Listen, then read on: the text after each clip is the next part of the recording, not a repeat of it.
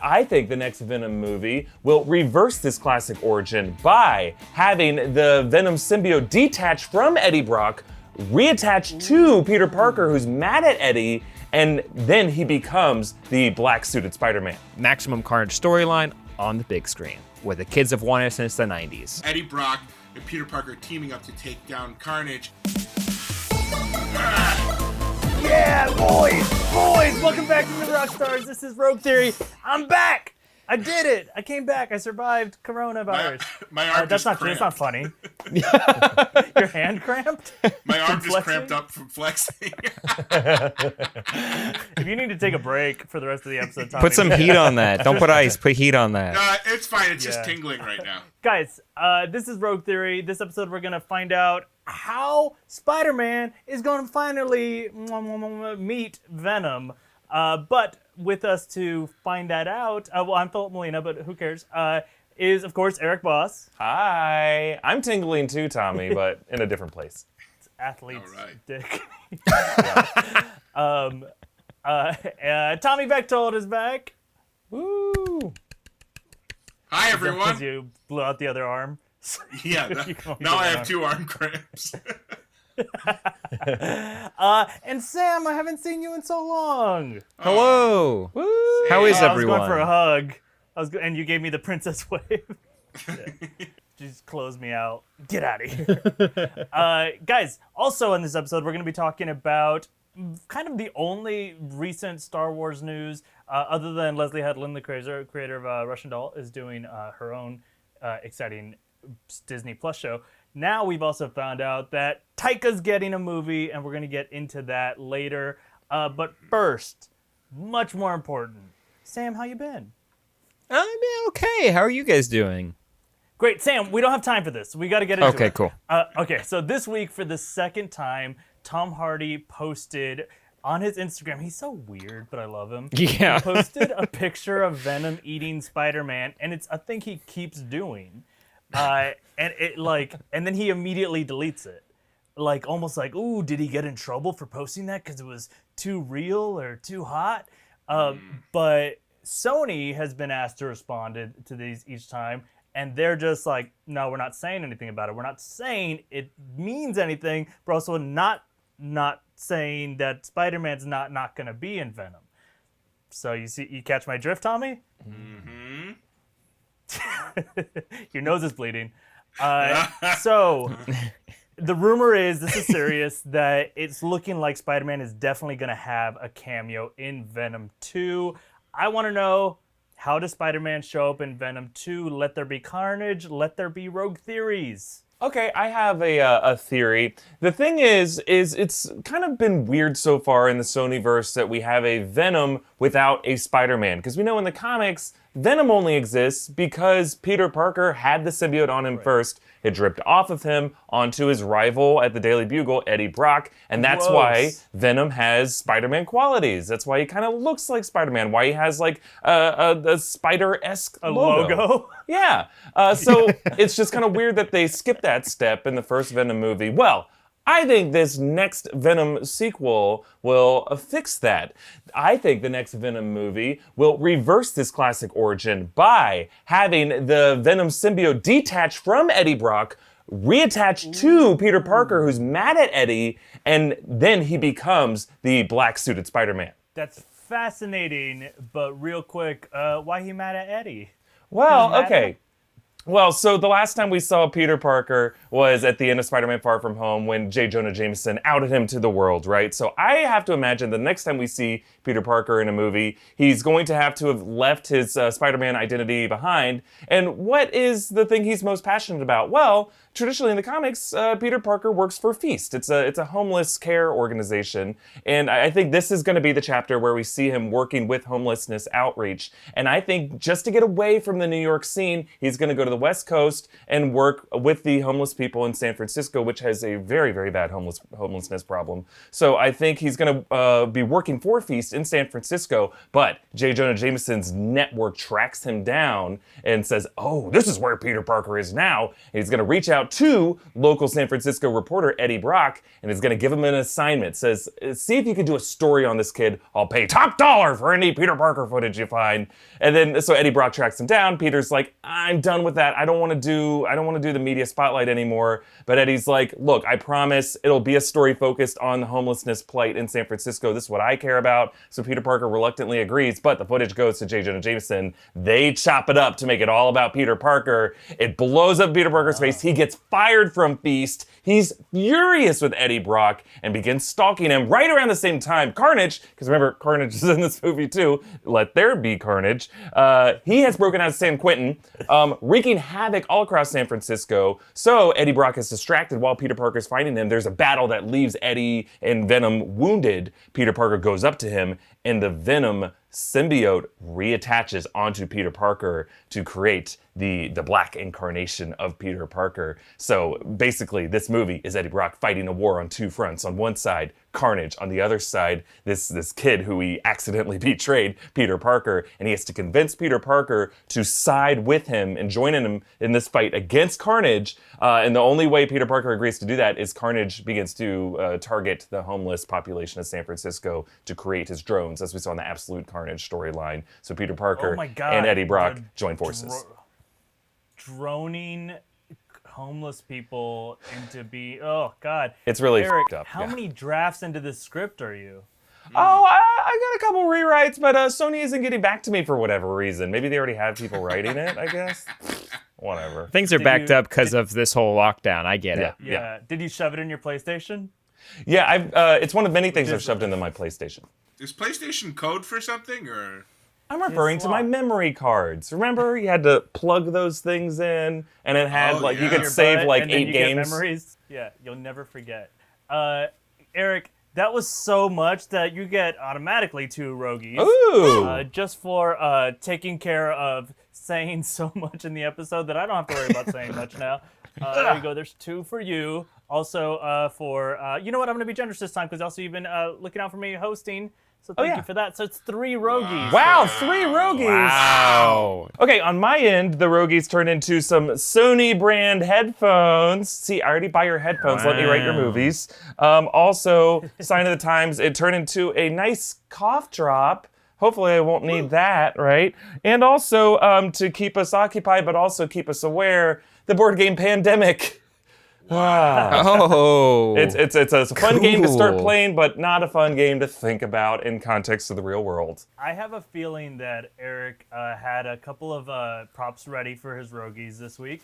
How dare you? And so now, get ready to get a lot of Rogies, Eric, because I want to see everything that you can manage. Okay, whatever it comes out as. Just like, hey, 2 socks. We'll see. All right, who's next? Who's the brave soul that wants to follow that entire epic film? All right, I will go next, and because I believe brevity is the soul of wit, I will make mine more concise and better. So, what other digs do you have directly at Eric? Okay. Nothing. That was a joke. That was me just covering up for the fact that mine is only going to be 2 minutes long, much like my lovemaking. Anyway, at best, J. Jonah Jameson is going to be digging into the Life Foundation, which is the evil organization that was basically responsible for killing his son John. So that's going to start becoming like Daily Bugle and whatever his TMZ show is in the Sony universe now.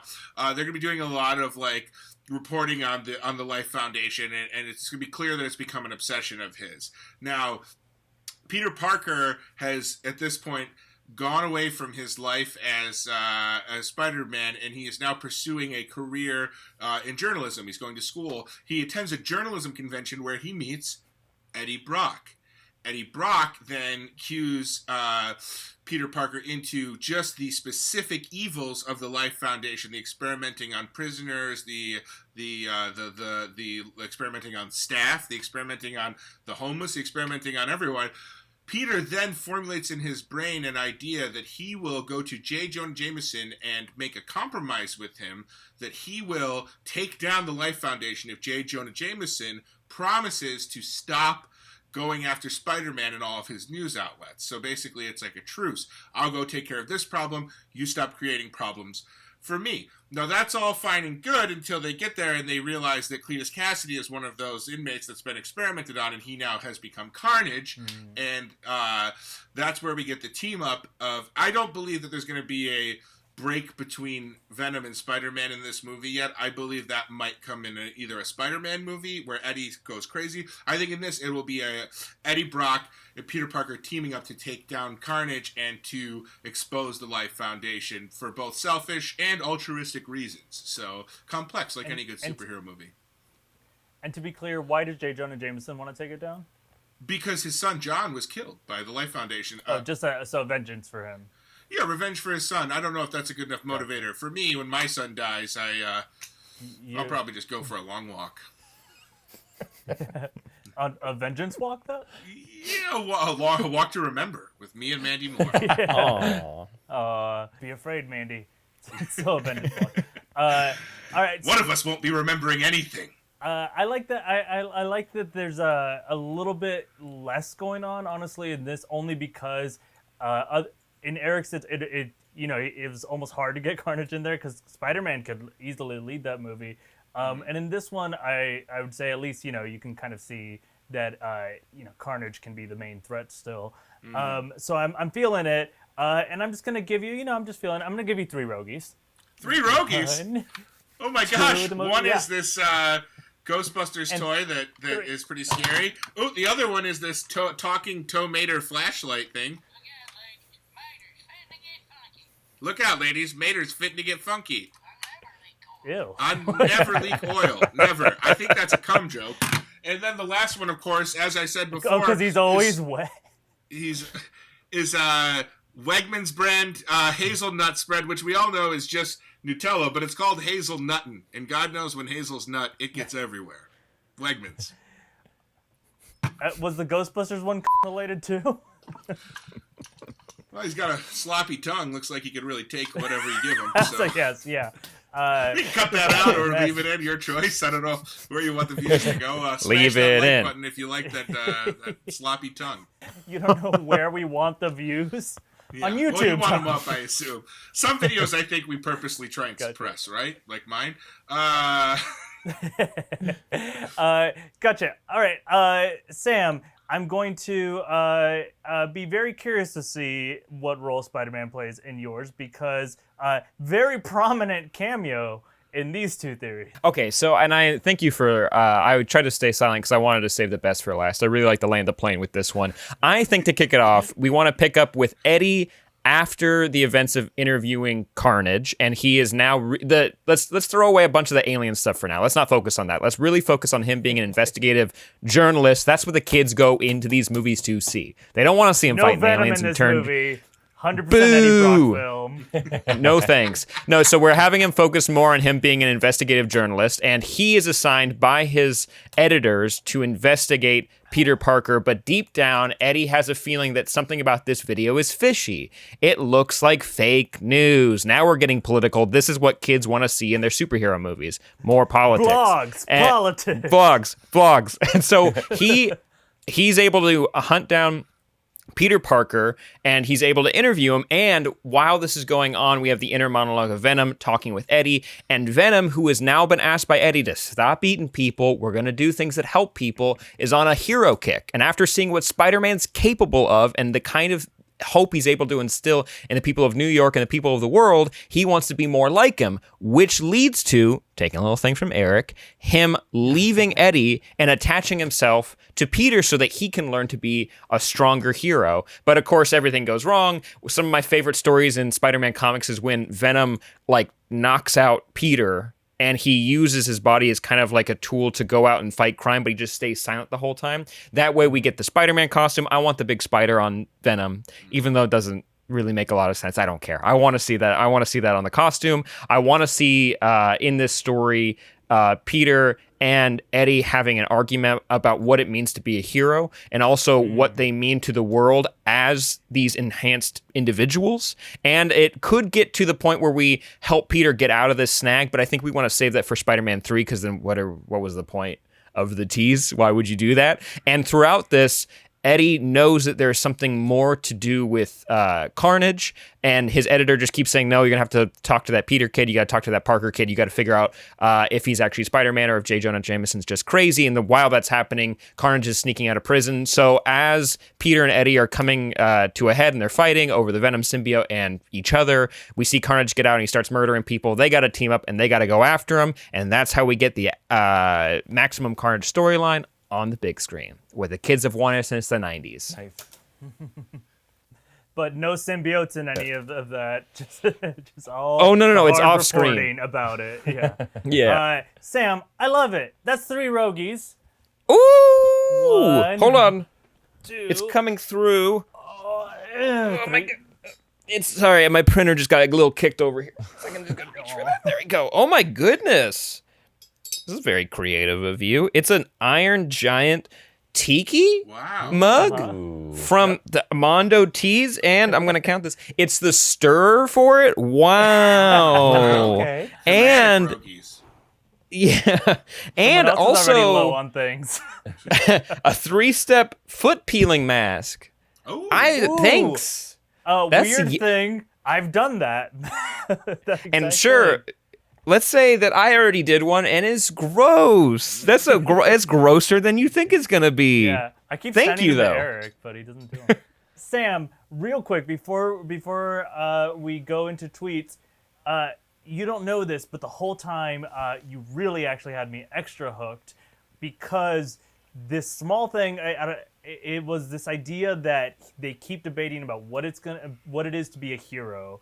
And then this idea that the thing that makes Eddie Brock special, the symbiote, has left him and has gone to someone else. 1, probably making him feel unworthy of the symbiote. But 2, it's giving him a prime example of an alternate way that the symbiote can play out. So he himself is probably thinking like, look, man, I'm covered in symbiote goo. This is the best anybody can do with it. And then Spider-Man gets it, and it's just like a normal, like heroic guy. Obviously, we know like it's messing with him too. But it shows Eddie that he maybe isn't even good enough to, like, it shouldn't have chose him. He is going to need to go on an emotional arc to feel worthy of the symbiote and of being a hero. And for that, Sam, you get a 4th Rogie. Ooh. Oh, well, thank you so much. This is, well, now I think you just know a TV show I like. It's a Coochie Kopi squishy thing from Bob's Burgers. Ew, it leaks when you do that. Ew. That sound. Little symbiote comes out of it. Oh, nice. All right, guys. Give me your theory again in the form of a tweet, but that is being written by Venom. Oh. So symbiote voice tweets. Okay. So this tweet is being written by Venom. He just tweeted, "Tom Holland is canceled, Barty." And then you're like, what is this hashtag referring to? And you have to click around, and eventually you find the original source tweet that was deleted but screen grabbed. And it's a selfie of Tom Holland posing with a homeless person with just a caption, "Feast," and no one knows what it means. So he was thinking he was leaking the plot of the next movie, but everyone took it out of context, so he had to take it down. And Tom Holland and Venom coexisting, same universe. Yes, yeah. Yes, great. All right, love it. Tommy? Oh, okay. J. Jonah Jameson says losing son is not fun. Needs to send Spider-Man to help his hand to investigate his son who was alive but now late because he is dead. Eddie Brock puts Carnage on his head. Upside down. Carnage is a symbiote, and Eddie Brock can be an idiot until he gets his girlfriend back. Sold. Tommy, Venom poetry is the thing I didn't know I needed, and I definitely don't want. But great job. Sam, what do you got? Oh, easy. Venom, even if he has a phone on him, he's not going to be using his fingers. He's going to be using his long, gross tongue. So it's going to be all caps. It's just going to be random letters. But to cap it off, it's going to be a heart, red heart, and then the spider emoji because he's looking to find that Spider-Man and team up with him. Love it. Easy Nice. peasy. Remember when these tweets help people remember what your theories were, guys? And instead, Now they ask the just became, question. experimental or They force us to investigate more into what the hell they're referring to. I'm trying to you're be trying true to- to canon. yeah. If you're trying to remember just rewatch the first part of this episode. I can't award any more Rogies for that part. So let's go ahead and give a quick shout out. Thank you guys so much to ExpressVPN. So obviously many of us are stuck at home right now, and you got to be thinking about your internet privacy. Tommy, I know you're staying with family right now, so that's probably extra uncomfortable. That's for you. the only reason I need to think about my internet privacy. No other reasons. Only thinking about my family. What a great guy I am. Yeah, what's so sad is that Tommy doesn't know about incognito mode either, so just never tell him No, that. I do everything on cam. I have my own Patreon. Everything I do is donation based. Yeah, this stream was already going, and then but okay, so all your online activity can actually be traced in your internet service provider. This is how we get our reports on Tommy. They can actually know every single website you visited. That's 100% true. So that's why when we're at home, we recommend using ExpressVPN. And just honestly, don't go online without it, and make sure that your ISP can't see whatever sites you've visited. Instead, it reroutes your internet connection through ExpressVPN secure servers, and there's thousands of people that use those. And it's because there's so many people on there and it's all anonymous, nothing can be traced back to you. Tommy, I'm really pitching you hard on this, by the way. Yeah, I'm wondering, do we get any sort of employee discount on this thing? Because I would love to find out more about this after the show. Yeah, we do have a discount for all our employees that watch this video, which is everyone, which we'll get to in 1 second. Just real quick, just so you know, because I know you're worried about this, it does encrypt 100% of your data, has best-in-class encryption, all your information is protected, and you can just use your internet with confidence on your computer, tablet, smartphone. ExpressVPN works on every device that you pretty much every device that you connect to the internet with. Just tap a button and then you're protected. ExpressVPN, fastest, most trusted VPN on the market, rated #1 by CNET. Oh, I love CNET, and Wired. I love Wired. And those people obviously know what they're talking about. So protect your online activity today with a VPN that we trust to secure our privacy. You can visit our special link, Tommy. This is for you right here. expressvpn.com/rogue. Tommy, I know you spell rogue like rouge, but it's ROGUE. Yeah. But if you go there, you get an extra 3 months free on a 1-year package.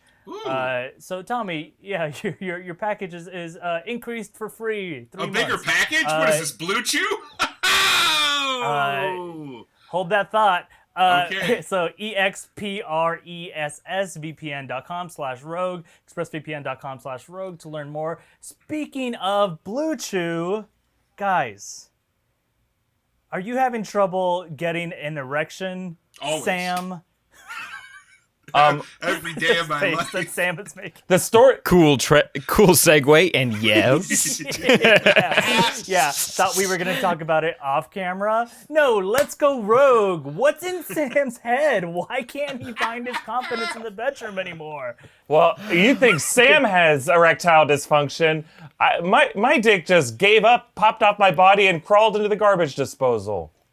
Oh, no. And then it got on me, and I became Symbiote Eric. Guys, this is true. I've said this before, that Blue Chew is a great way to find some more confidence in the bedroom, and I said that I would try it myself. So I have it right here. Whoa, right Blue now? Don't take it now. Right there. No, I took it before we started, buddy. What do you think's holding up God. all this equipment? That's why he's been I so do too, generous. but I'm not. They didn't send any to me. I just bought some, and I've been taking it every morning like a multivitamin. Here's the 100% truth. I bought that because I said I would try it, and they didn't send a free one. I used our code. I went to bluechew.com. I got my first order free with using our promo code NEWROCK, NEWROCK. It was $5 for shipping, which is worth it for 5 nights of shipping. and it's BLUE chew.com and promo code NewRock. But going back to it really quick, it really was crazy easy. It's cheap. Obviously, it was $5 to get it. It's made in the USA. It's the same stuff that's in Viagra and Cialis, but you don't have to. I didn't have to go to a doctor's office or anything, or even really interact with the pharmacy. I just answered 2 questions, and I drew a stick figure, well, more of a limp figure, and then the consultation was free, and I got the order shipped directly to my door in discreet packaging. But again, I've said it a million times, it doesn't need to be discreet. I'm literally holding it up on our YouTube channel in public. I'll put a flag outside of my house that says Blue Chew. I don't care. Well, if you want that flag to stand tall, BlueChew.com with promo code NewRock. Yeah, I mean, guys, would you use Blue Chew? Sure. It sounds pretty cool. By the way, this is my favorite ad read of all time. It just is so authentic. Wait, this is an ad read? Yeah, it's been so seamless and smooth. What if I told you I've used Blue Chew every time you've seen me for the last year and a half? What if I told you Blue Chew is the only thing keeping me alive right now? Yeah, what if I told you, don't take that red pill, take the Blue Chew? What if I told you we got a countdown going? Oh, Philip. The rest of this episode. Oh, my God. Oh, my God!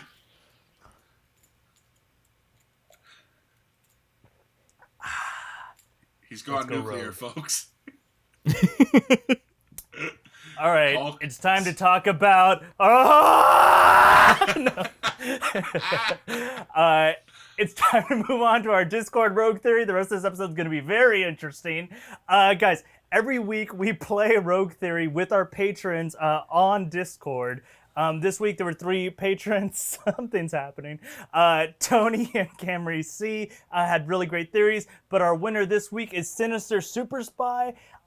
So the question was about what are the new Avengers going to be, and what is the deal going to be? What are they going to be dealing with? And his answer I loved, but we all voted on this, our judges and our audience.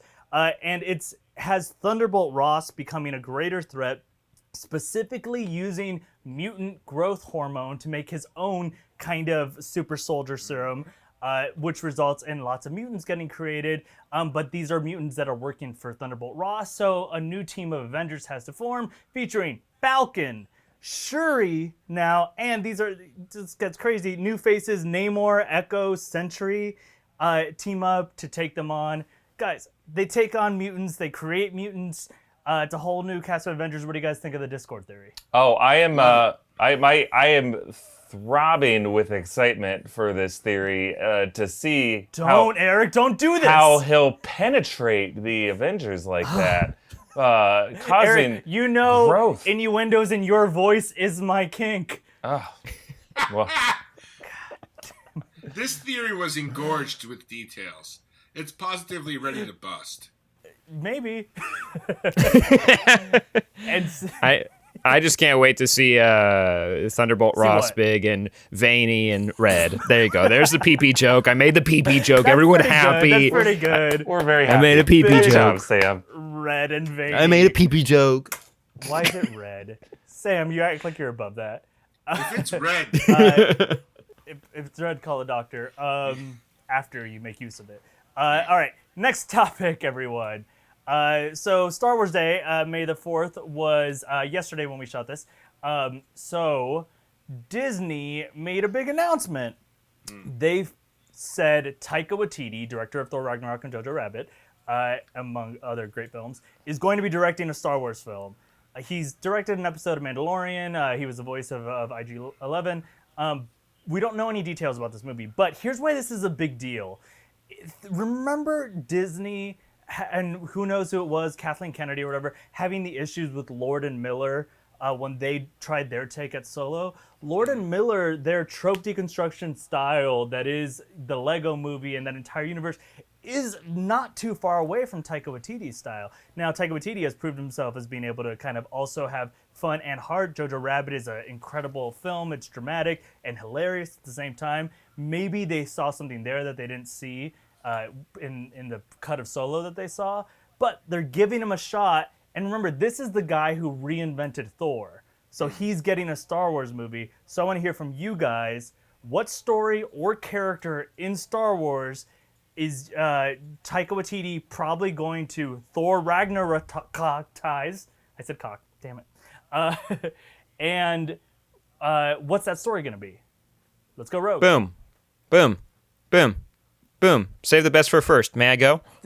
Sam, yes. No. Boom. Thank you very much. Easy answer. 1 letter, 3 numbers. No, 2 letters, 2 numbers, 2 Easy letters. answer. C-3PO. Let's see. I want to see Taika Waititi take on C-3PO for a number of reasons. One, as a dumb little kid with a lot of nothing going on up here, I thought in the prequels that C-3PO was built by Anakin Skywalker, and that's not true. Depending if we're looking on the Legends or the new comics or things filled in by other movies, he had a life before he was rebuilt by Anakin Skywalker, and there's a whole story to be told about why he got his red arm, why he has 1 silver leg, what happened between episode 6 and 7, and what happened between 3 and 4. I want to know what happened when his mind was wiped before he went off with R2-D2 and got the message from Leia and it kicked off the original series. And I want to know what led to the First Order and how he helped out Leia as a senator and as a representative for the New Republic and what happened. I want to see it from his point of view because he is a special character in terms of what it means to be a droid. I know that in Solo with L337, that's how I read it. I don't know. You can correct me on that one. But we saw that it was a more emotionally driven droid who had a very specific goal of liberating droids. And then they were like, ha, nice try. You're going to be plugged into a ship forever. That's what your life's going to be. But he gets true independence, and we could explore what that means. Like when diving into the background for why he has a red arm, that's an emotional reason for him having that. Yeah. It's not because of a repair. It is because another droid sacrificed itself for him. And I want to know what that means through his eyes. And like you said, with Jojo Rabbit and Hunt for the Wilder People and for Thor Ragnarok, you're able to take these stories and have a perfect balance between heart and drama and comedy. And there's an innate humor when it comes to C-3PO because he's so proper, he's so British, and he's so awkward in these situations. Pairing him up with someone else, someone who probably has some sort of New Zealand accent, and having them go across the galaxy together, I think would be a really good combo for a solo Star Wars movie. And we know that at least Star Wars, the company, has some confidence with Taika Waititi after seeing what he's able to do in The Mandalorian season 1. Hopefully he comes back for season 2 as well. I would like to see him direct again, but I think they have confidence in him, what they're able to do with what he's able to do with their IP, and I want to see that story of C-3PO, such a pivotal character in Star Wars canon, and what it's been like for him through his eyes, or photo reflectors, receptors, whatever you call them. I burped a little bit at the end. Sorry about that. It really punctuated my point. Yeah, no, it's an emotional burp. Is R2 in it? I think I would rather it focus on C-3PO, but I think it would not be a bad idea seeing Taika Waititi's humor chops being shown through that relationship and seeing how they bounce off of each other, and maybe they're hunted down throughout the galaxy or what have you, but I really want to focus on C-3PO specifically, and maybe by the end we're able to see how the relationship grows and changes and is challenged. I love that, especially if it is just these two droids. And talking about heart and whatnot in that, I mean, remember, not only, did those characters already have a lot of heart, and we've seen that with BB-8 and with R2 and whatnot, but, I mean, look at WALL-E, right? So this is the same company in the background there with Disney. WALL-E is a movie where it's just this freaking little robot guy, and he doesn't even speak real words, and yet you're weeping the moment he shows up on screen. So obviously droids can be the center of a movie. I love that idea. I do see the comedy. I think is it Stephen Merchant in Jojo Rabbit? Yes, as the SS officer or whatever it is. That energy of like too proper, but also like just like leaning into that and being I could see that being very funny, repeating himself a lot. And here's a pitch for you, Sam. Tell me if you like it. Westworld style. You said so many things you wanted to see, but to a computerized brain, all of time is happening concurrently because it can access any memory file at any given time. So we could be doing just a multi-timeline movie where we're seeing, his birth, his death, and maybe the arm story, various other stories, and that we're kind of just seeing them all almost unstuck in time. I would Thoughts? really be down for that. I'd be Yay. super down for that. And seeing Taika take on a more sci-fi approach when it came to Thor Ragnarok, I think he could really balance that well. And his whole team already looks impressive. So I would be very interested in seeing him tackle a story like that. Well, you got me excited. Here's 2 Rogies for Sam. Oh, 2 big thank you. boys. Oh. There you go. Oh, wow. Definitely didn't run out of Rogie props. I definitely am going to reach for something really good. Break off some blinds behind you. Black hair dye out of a can. Definitely wasn't from a Harry Potter costume contest. Use it. I shall. Actually, that's going to be during my wish. I'll put it there because I'm thinking I'm going to get it. Oh, and it's Matt Fraction and Chip Zdarsky's Just the Tips book. It's a guide from the writers of Sex Criminals over at Image Comics. It's a good, funny book. Good idea for a Rogie. Thank you so much. If you're looking down, by the way, and you're only seeing just the tip, BlueChew.com. Remember, use promo code NEWROCK, and you'll see a lot more than the tip. Who's next? I'll go. It's my turn now. I believe we have been leading up to what this movie is going to be about since Force Awakens.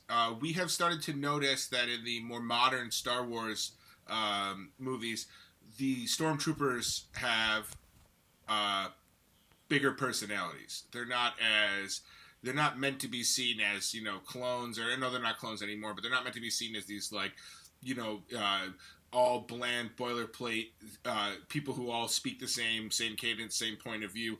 They actually start to have opinions and weakness, like overt weaknesses, cowardice or bravery or whatever. So I believe after, you see in the most recent Disney Plus, when they put out Rise of the Skywalker, there's a scene where the Stormtroopers are commenting on how ghoulish the Knights of Ren are. So, like, even for them, there's a bridge too far. And then, of course, the Mandalorian episode with Jason Sudeikis as a Stormtrooper. So I think this is going to be a Stormtrooper tale, told through a comedic lens. And what I believe is you're going to have a grizzled Stormtrooper who's, like, the older, been around for a long time, since the beginning of the Empire, and he's straight by the book, straight shooter, and he's going to be paired up with a younger, more wild card, maybe a group of younger Stormtroopers, inexperienced, and they're going to get sent on a mission that they just cannot stomach. Maybe it's killing Uncle Owen and Aunt Beru. Maybe it's something like that. Maybe we tie it directly into the Skywalker saga, but it's going to be something that's just a bridge too far for them. So what's going to happen is then they go on the run from the Empire, and they basically, it's a chase movie set in the Outer Rim of these this ragtag group of rebel troopers who eventually join the rebellion at the end of the movie. How many? Minimum of 2, maximum of 5. I would say you could cast, give me like a Liam Neeson, and not Liam Neeson because he's Qui-Gon Jinn, but like give me a Jason Statham and the kids from Stranger Things. That's great. In a minivan, just blasting across Tatooine's desert. In the Spaceballs, he drives like a Winnebago in the Winnebago. Yeah, Tommy, I love it. I think you were giving me like obviously Finn's story, but told as a comedy with like Thelma and Louise vibes or something. Mm-hmm. Yeah. That's very fun. What's the Taika-ness of it? How do you get a little bit of Waititi on it? I think that there's going to be a lot of physical comedy. There's going to be a lot of what it's going to be taking the Stormtroopers, this uniform, precise unit, and showing like an arm plate falling off, showing a blaster misfiring. I mean, like really hammering home they have no aim. They're terrible at aiming.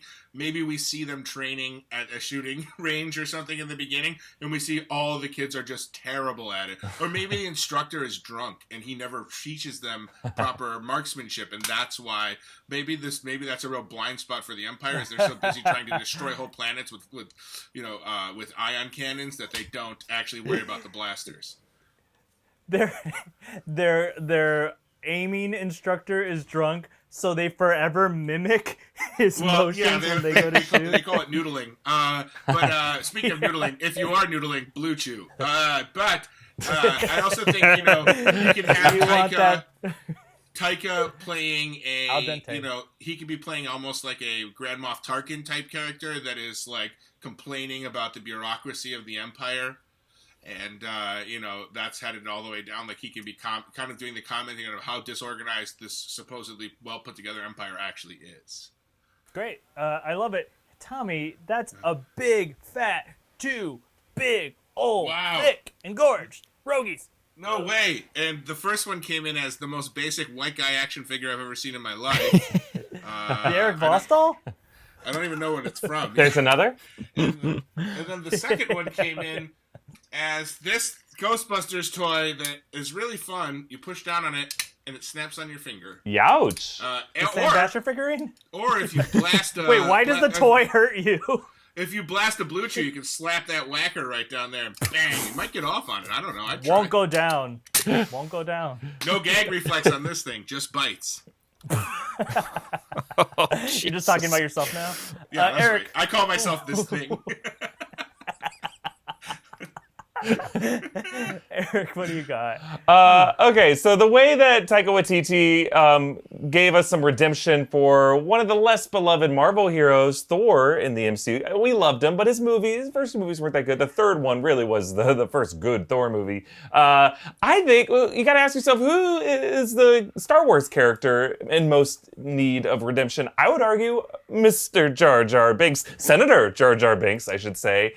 I think Taika is going to give us our good Jar Jar movie in the Star Wars universe. Okay, so he already has the plot laid out perfectly. So imagine this is right after the Senate has collapsed and now the Empire has risen. You have a young Gungan junior officer in Coruscant who idolizes the Empire. He thinks it's a great thing. He is perhaps the nephew of Senator Banks, and he idolizes his uncle, the senator, who helped Palpatine, who gave him the war powers necessary. And he loves the Empire. He thinks it's a great thing, and he wants to be a great Imperial officer. He's in this training program, but he discovers an escapee Padawan who is hiding in his quarters.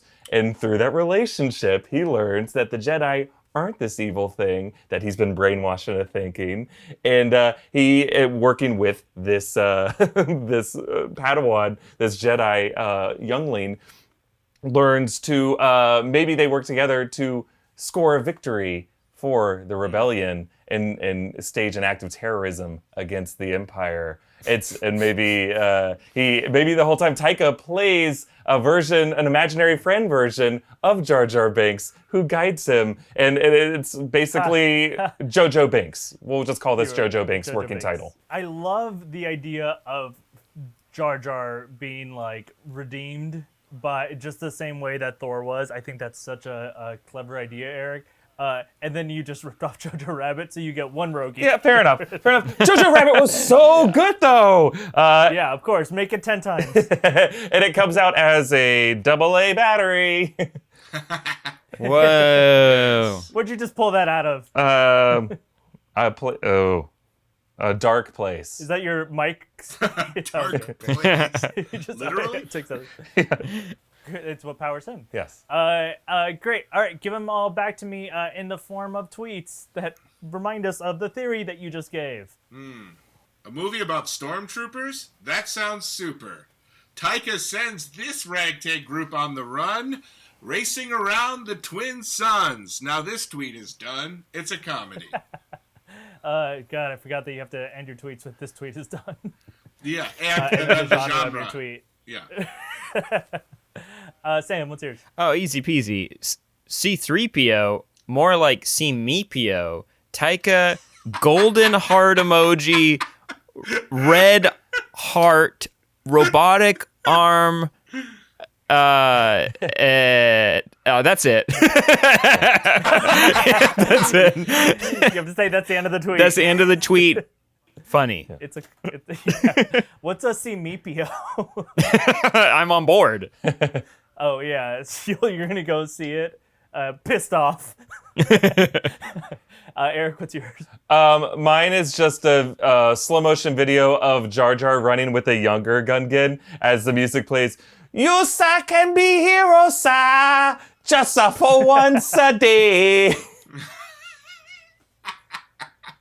Eric, give me back your Rogi. All right. Oh, You can't do that. Batteries power him. Thank you. All right. That voice. Never mind about your whole idea. All right, guys. It's time for rogue questions, and I'm gonna go fast because I'm getting very warm. Uh-oh. you have no blood in your face anymore. Really, it feels like I'm all blood now. Guys, number one. Sony is trying to get people to use SPUMC, the Sony Pictures universe of Marvel characters, instead of Spider-Verse or Sonyverse. How do you pronounce SPUMC, and what alternate definition would that word have? That's easy. That's easy. That's easy. I got an easy answer. Can't hit me out of my head. Easy. Anybody want to go? Sure, I'll I'll go. go. You know how they pronounce ROTC, ROTC? This is pronounced SPUMC. As in, SPUMC these movies, goddammit. We've put it all on the line here. We've risked it all. Spum better see this movie. So it's like a threat? Yeah. See, that's interesting because my thought was, because I don't know if you guys knew this, but even though Sony has a little bit more freedom with making their movies, there's a few things that Marvel Studios and Disney have their claws sunken into, and that is specifically the sound effect thwip. And so this is the new sound effect. It's spunk, and that's the sound it makes when it comes out of his web shooters and sticks to the wall and goes.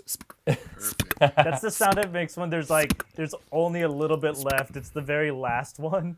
Oh, he didn't stir it up a lot, so it comes out a little. Exactly. It comes out a little thicker. Part water, part whatever. Part gross. Eric? I think it's Spoomsy, and it's the ghost of Banksy who was killed in Into the Spider-Verse, but he's mad that they used his name to describe the weird interdimensional pixelization. So he's haunting all these characters as a ghost. I don't know why I'm giving the one. That's to Eric. Oh, the battery is back, and the battery is included. No, that wasn't the battery. No, the battery is still is not. You got to show me something else. Okay. It is a different battery. Wow. Nice. All right, guys. Number two. Nicolas Cage has been cast as Joe Exotic in an upcoming Tiger King movie. Yeah. Give us your favorite Nicolas Cage movie quote in the voice of Joe Exotic. I'm really quickly remembering how many times off-screen producer Zach has submitted things where you have to do a Joe Exotic impression at the end of these episodes. He loves So I'm it. going to give you an alternate. You can either do a Nicolas Cage movie quote in a Joe Exotic voice, or you can do a Joe Exotic quote in a Nicolas Cage voice. Oh. Let's hear it. Wow. I'm gonna just rip the Band-Aid off here if I may, because I'm not really good at impressions or singing or acting. Is gonna bankrupt me financially. Somebody else go quick. Somebody else go quick. Carol Somebody else go quick. Baskin. Carol fucking Baskin. Coming after me and my tigers. Carol Baskin. I could eat a peach for hours. I could eat a fucking peach It's for a hours. conversation between the two of them. Between Joe Exotic and Nick Cage in a mirror in adaptation or something. Yes. Yeah. Great. Eric? So I just imagine Joe Exotic exploring an island with a cult, and then eventually it's run by tigers who torture him and put him in a flaming wicker tiger, but they torture him with bees, and he goes, "Ah, not the bees! Not those bees! Ah!" I love it. Eric gets a Rogie for commitment on that. Oh! It's not a battery. Shit. It's a iPhone 8 case. Wow. Wow. Somewhere there's a naked iPhone 8. just being sexy as hell. He's a slippery The little one. iPhone 8 took a blue chew and it doesn't fit in the case anymore. Well, that's what it normally is shaped like, right? All right. So, guys, let's get some point totals. I did not keep track. I got my Sony headphones. I got my cough drop. I got Pandemic. I got a battery, and I got an iPhone case. So 5 Rogies. Nice. I also have 5 because for some reason my dueling impressions received nothing. Forgot. I was just distracted by the bass. Oh, right. that image. Also, the blood not here, man. I get it. I'm not mad at you. I'm mad at the system. And Sam, what do you got? I got 6. I've got the hairspray. I've got the book. I got the tiki and the stirrer. I've got jeebers. Where did I put all this stuff? The foot You mask. got all those jeepers. and the coochie kobe. Exactly. Sam, that means that you're our winner. What's your wish? Oh, well, thank you. My wish is, if you guys are familiar with the hit U.S. adaptation The Office, they have the Dundies Awards, and they're all pointless awards. I would like if you guys could give me an award each. It could be for, like, best at bowling, best dress shoes, cool curly hair that they're testing out with a new hair mask, and they don't know if they like it yet. Anything like that, and I'll write them down, and I'll keep them. Sam, you get the Dundee for most unsettling ASMR lip spit sounds that you're able to make close into a mic. Thank you so much for that. That's very sweet. Ooh. Sam, I'm so happy to present you with the Always There in a Grinch Award for guy most frequently there to remind you that Christmas is not actually a Christian holiday, but based on pagan celebrations from years before Christ even existed. That seems more about the Thank you so Grinch than about much. Sam. I will happily accept. Sam, I'll give you the Dundee for guy who looks like, he's 100% here for the porn shoot, but he wants to really quick try falling in love in case this is it for Really him. quick. Real quick. You Just got the before we stash, start you got the rolling. Sweet eyes. Just like a small batch try falling in love, farm to Yeah. table. Yeah, and if you're not in love, you can't get it up anyway. So BlueChew.com, promo code NewRock. Thank you so much to our great guests this week, Eric Voss as usual, Tommy Bechtold as Bills! usual, and Sam Basher, our winner. Thank you. We love you all. I'm very attracted to each of you right now. Oh, I wonder why. Mwah. I'm Philip Molina. You know what? Go see my thirst traps on Instagram at Philip Molina. This is why I do them. Bye.